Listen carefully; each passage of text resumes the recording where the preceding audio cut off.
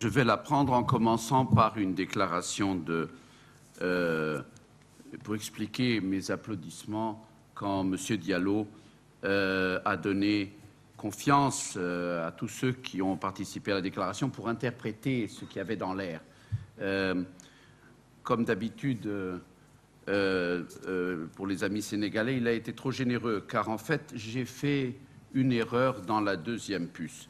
Je relis le passage qui avait été arrêté. Il est prématuré d'évaluer les changements politiques intervenus sur la rive sud de la Méditerranée, tant dans leur soutenabilité, etc. Point. Et c'est cette confusion après qui a fait qu'il y a eu un paragraphe ici qui est apparu, je ne sais pas vraiment comment, mais de toute façon, on s'est mis tous d'accord pour l'enlever. Donc, ce n'est pas tellement qu'il ne faut pas en rajouter, c'est que maintenant, on n'a plus rien à enlever. D'un autre côté, mon frère Hassan me rappelle deux points. L'un qui était sous-entendu, je n'ai pas pensé qu'on devrait le dire, puisque mon rôle était de lire, mais que nous avons des intentions sous-entendues ici de part de pays ou de groupes de pays. Enfin, quand on parle de Rio plus 20, Rio, là, c'est Rio de Janeiro, au Brésil. Et finalement, je crois que beaucoup de commentaires étaient déjà dans la première partie qui dit « Nous réitérons l'analyse et les conclusions ». Donc, on a suivi un appel d'une déclaration et donc, enfin, évidemment, beaucoup de ces initiatives, avant la feuille de route qui est plus précise et qui doit évidemment être précisée, sont des invitations. Nous les faisons parce que nous avons l'idée qu'il y aura des parties prenantes, mais on n'est pas sûr. Ça, c'est évident. Un autre aspect important ici, très important même, Hassan, tu ne veux pas le dire toi-même? Non.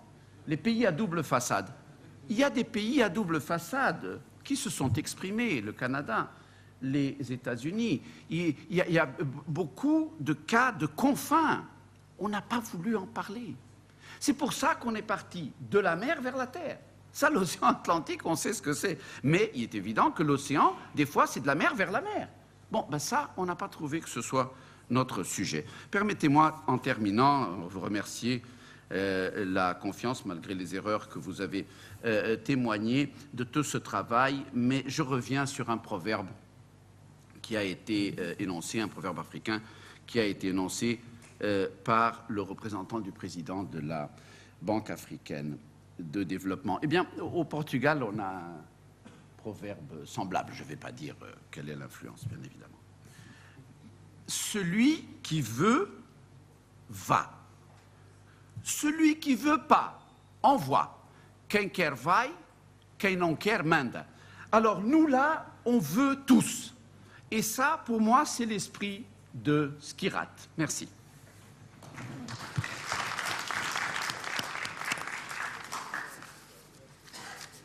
Bon, écoutez, moi, je crois que nous sommes pratiquement à la fin de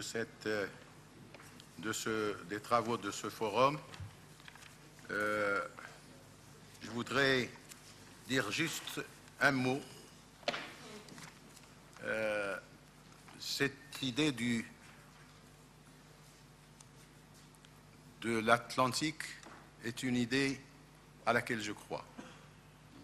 Peut-être parce que je suis dans un pays qui a eu toujours, qui a cette longue côte atlantique et qui a toujours vu l'Atlantique comme quelque chose de très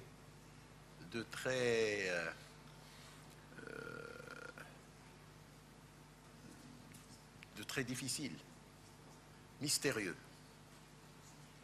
Et historiquement, il ne s'est jamais avancé très loin dans l'Atlantique, alors qu'il a été très jaloux de protéger ses côtes contre la piraterie et même d'aider les États-Unis à faire face à la piraterie à un moment de son histoire. Alors, c'est que dans notre tête, probablement, nous avons toujours associé la mer au danger. Et donc, il fallait surtout protéger la terre contre la mer. Et je trouve combien nous avions eu tort. Et qu'aujourd'hui, le monde appelle plutôt à l'ouverture sur la mer et ne pas d'en avoir peur. Il faut sonder les profondeurs de la mer, parce qu'on ne peut pas continuer uniquement à en manger les poissons, quitte même à en épuisant leur capacité de renouvellement, et puis de ne pas... L'océan renferme des opportunités invraisemblables. Il se trouve que, et je crois que c'est ça qui était au départ, et puis je me suis rendu compte qu'il y avait beaucoup de gens qui comprenaient beaucoup plus ce que je venais juste, moi, de commencer à approcher. Et cette idée prend. Alors, vous imaginez bien que je continuerai à militer pour ça, peut-être pas toujours au sein du HCP, j'ai déjà eu 10 ans là-dedans, je pense que l'avenir ne va pas, mais ce que j'espère, c'est que cela continue. Et c'est pour cela que cette unité qui est créée doit être renforcée par tous ceux qui, plus jeunes que moi, plus compétents sûrement que moi, dans ces domaines, continueront ce travail avec et grâce à la participation et à la collaboration de tout le monde. Je voudrais dire la deuxième chose. Je ne suis pas naïf. Il se trouve que j'ai derrière moi plusieurs années de militantisme et j'ai appris que la politique, c'est quelque chose qui demande beaucoup de patience. Je sais qu'une idée commence, pour qu'elle se réalise, il faut du temps. Et je sais qu'une idée, quand elle est mise en œuvre, il faut beaucoup de temps pour qu'elle devienne une réalité suffisamment motivante pour qu'elle trouve des partenaires qui la mettent en œuvre. Cette idée de l'Atlantique, deux choses. Ma conviction est qu'elle répond maintenant à une réalité du monde. Elle va s'imposer dans le cadre de cette restructuration de la géostratégie du monde, de l'économie du monde, parce que nous sommes dans une phase de mutation profonde. Et l'Atlantique, on le sent déjà quand on voit les grandes puissances en parler, les grandes puissances comme les puissances moyennes et comme les petites puissances, tout le monde aujourd'hui est en train de revoir la carte du monde. Et dans cette révision de la carte du monde, je crois que l'Atlantique a sa place et va avoir une place de plus en plus grande. C'est pour cela que nous sommes dans une phase où il faut maintenant que le clou soit bien enfoncé, et je crois que c'est l'œuvre de tous. La communauté atlantique ne va pas sortir par une césarienne, puisqu'elle est juste en train de se concevoir. Il faut beaucoup de temps pour que la gestation continue, qu'il n'y ait pas de fausse couche. Le temps du bébé mettra beaucoup plus que ce que demande un bébé pour venir au monde, mais je crois qu'il faut que nous soyons patients et que nous soyons de bonnes sages-femmes. Je crois que le moment est venu de vous remercier. De vous remercier parce que vraiment, nous avons eu un travail extrêmement utile. Je crois que nous partons plus riches encore dans notre réflexion sur cet espace et sur notre vision du monde. Nous avons mis ce que nous avons pu faire pour que ce forum se passe dans des conditions acceptables. Le moment est venu, nous avons dû recourir à la contribution de beaucoup de sponsors. Le moment est venu de les remercier Il y en a qui nous ont aidés sans demander qu'on fasse mention, une mention particulière, probablement pour que d'autres institutions ne viennent leur dire pourquoi vous avez aidé ce monsieur et pas nous. Bon, je leur ferai donc cette politesse d'accepter de les remercier sans leur dire leur nom. D'autres, beaucoup plus habitués à ce genre d'action, comme Tijari Wafa Bank, la BMCE Bank, Maroc Télécom et leurs présidents qui ont bien voulu apporter une bonne contribution à l'organisation de ce forum. Je voudrais les remercier chaleureusement et remercier leur président, que monsieur Ahizoun, le président du comité de surveillance de Maroc Télécom, monsieur Benjelloun, Othman Benjelloun de la BMCE, monsieur Mohamed Kettani de Tijari Wafa Bank. Je voudrais également remercier 3 ministères qui nous ont apporté leur contribution sous forme soit de voitures, soit pour nous aider à faire face aux besoins de transport de nos hôtes, soit pour nous apporter des services, notamment le ministère de la Santé. Les 2 autres, c'est le ministère de l'Intérieur et le ministère des Finances qui nous ont prêté une partie de leur parc de voitures. Je voudrais remercier également le président de Royal Air Maroc qui a vraiment nous a aidés et en nous accordant des faveurs sur le plan des prix, mais également pour nous aider à toute l'organisation des voyages et de l'accueil de nos. Le même remerciement au directeur général de l'aéroport de Casablanca et de Rabat. Je voudrais, si vous le permettez, en votre nom, tous remercier les traducteurs qui, pour autant que je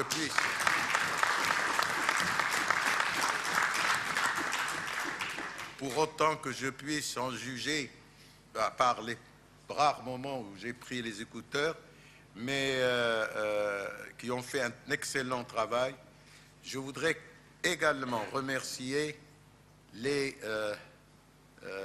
journalistes, aussi bien ceux qui opèrent dans l'audiovisuel que dans les radios et la presse écrite, parce qu'ils nous ont toujours accompagnés ici, mais toujours au HCP, nos travaux ont été souvent très bien couverts, accompagnés par des critiques parfois très fortes, parfois par des éloges, quelquefois, mais aussi, en tout cas, toujours par l'information de leurs lecteurs. Permettez-moi également, parce qu'il nous a prêté une très grande aide, de remercier le management de cet hôtel qui ont vraiment été à notre disposition et mis tout ce qu'ils ont pu faire pour faire de nos travaux et de notre séjour dans leur hôtel un séjour agréable.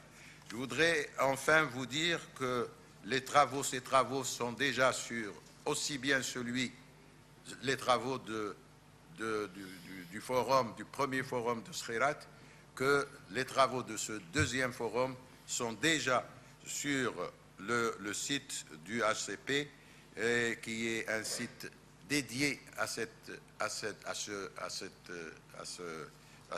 l'Atlantique et qui est dédié à l'espace atlantique et qui est dont l'adresse est la suivante, www.itca.hcp.ma. Bien sûr, il y a la possibilité d'être renvoyé sur ce site en passant au site du HCP, hcp.ma. Bon, je crois que j'ai dit ce qui était... et je voudrais bien entendu, parce que j'aurais oublié, ça n'aurait pas été normal, de remercier également les autorités locales qui nous ont prêté leur aide pour tout ce qui est aspect organisation des circulations. Ils ont toujours été prêts et de faire tout ce qu'il faut sur le plan de la gestion de la sécurité de nos travaux, de sécurité extérieure de nos travaux. Je remercie enfin et chaleureusement notre partenaire dans ce forum, dont M. Jean-Claude Thébault est le représentant ici. Je voudrais lui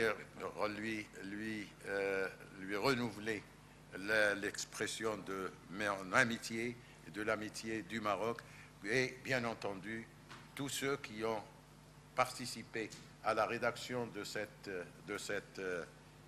déclaration, à qui va revenir la tâche de faire les modifications que vous avez voulu introduire, ou en tout cas une partie de ces modifications. Je voudrais remercier notre ami Hassan Abouyoub, qui, depuis le départ, aussi bien dans le cadre du comité de scientifiques qu'ailleurs, nous a toujours accompagnés, et bien entendu, tous les membres du comité scientifique, dont vous connaissez le nom. Je ne peux pas tout citer, je ne peux pas citer tous leurs noms. Ils sont là, ils viennent de différents pays, des États-Unis, de France,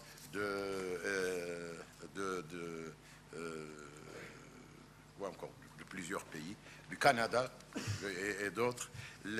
Donc je voudrais les remercier ici et leur dire tout l'apport dont ils nous ont fait bénéficier grâce à leurs compétences et à leur connaissance des questions géostratégiques et politiques. Oui, j'aimerais bien lire les membres du comité. Ils sont Monsieur Hassan Abouyoub, je viens de le dire,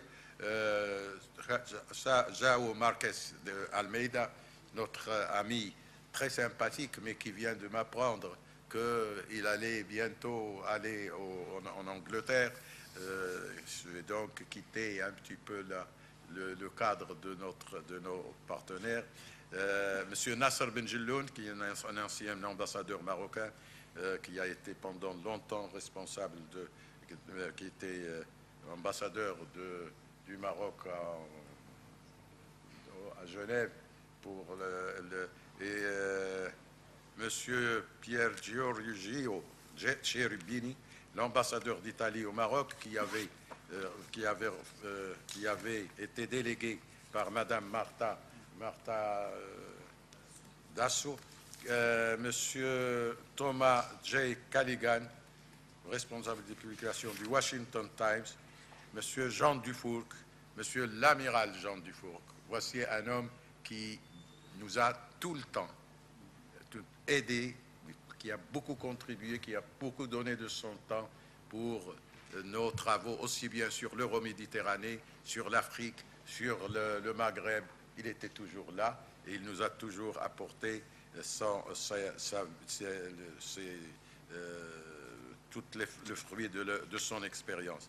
Madame Leïla Jaafar Kettani, qui est de la Banque africaine de développement au Maroc, Eneko Landaburo, voilà notre grand ambassadeur, chef de la délégation de l'Union européenne, Monsieur Jean Lesser de German Marshall Fund, Monsieur George Braga de Macedo, bien entendu, lui il est partout, Monsieur Aziz Mekwar, qui est notre ancien ambassadeur du Maroc à Washington, qui est un grand ami à Macedo parce qu'il était ambassadeur au Portugal, monsieur Abdullah Saef, qui est un ancien ministre, directeur du Centre d'études de recherche en sciences sociales, monsieur Jean-Claude Thébault, bien sûr, monsieur Alfredo Valadao, lui, le grand spécialiste des questions de l'Amérique du Sud, et monsieur Roel van der Ven, qui est Chief Academic Advisor of the Netherlands Ministry of Foreign Affairs. Puis, il y a toute une série de collaborateurs qui sont là, mes collaborateurs, je ne vais pas les citer, eux. Maintenant, il y a des participants qui ont beaucoup travaillé, mais qui ont toujours été en contact avec nous par Skype.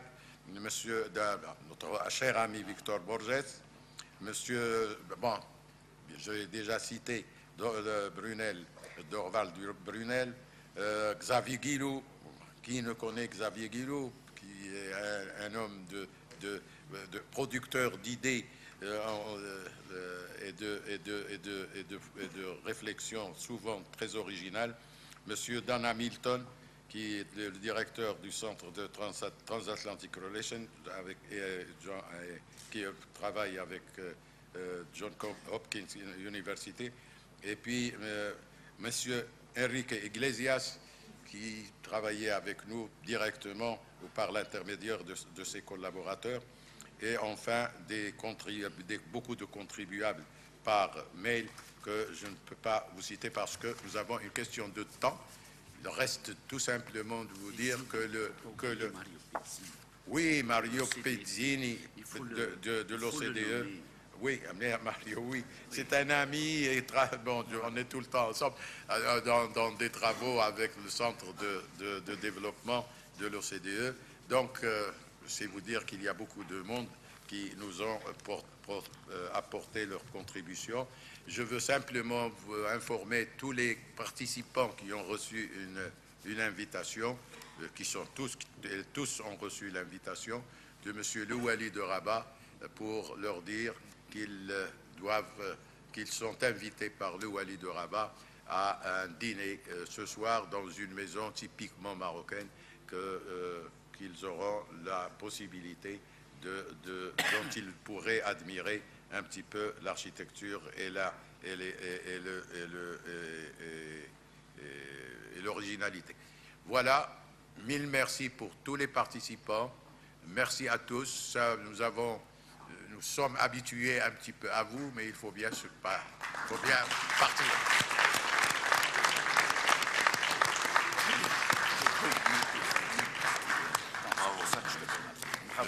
Bravo et merci. C'est